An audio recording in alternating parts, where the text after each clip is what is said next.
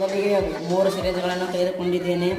ಒಂದರಲ್ಲಿ ಗಾಳಿ ತುಂಬಿದ್ದೇನೆ, ಮತ್ತೊಂದರಲ್ಲಿ ನೀರು ಇದೆ, ಮತ್ತೊಂದರಲ್ಲಿ ಮರಳು ಇದೆ.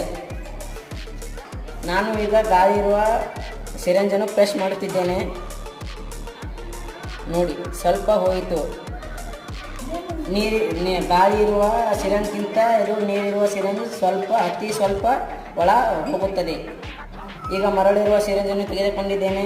ಈಗ ಪ್ರೆಸ್ ಮಾಡ್ತಾ ಇದ್ದೇನೆ. ನೋಡಿ, ಹೋಗುತ್ತಾ ಇಲ್ಲ.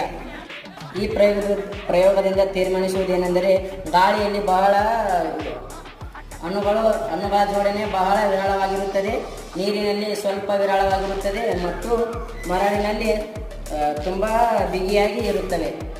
ಧನ್ಯವಾದ. ಮೊದಲಿಗೆ 3 ಸಿರಿಂಜ್ಗಳನ್ನು ತೆಗೆದುಕೊಂಡಿದ್ದೇನೆ. ಒಂದರಲ್ಲಿ ಗಾಳಿ ತುಂಬಿದ್ದೇನೆ, ಮತ್ತೊಂದರಲ್ಲಿ ನೀರು ಇದೆ, ಮತ್ತೊಂದರಲ್ಲಿ ಮರಳು ಇದೆ. ನಾನು ಈಗ ಗಾಳಿ ಇರುವ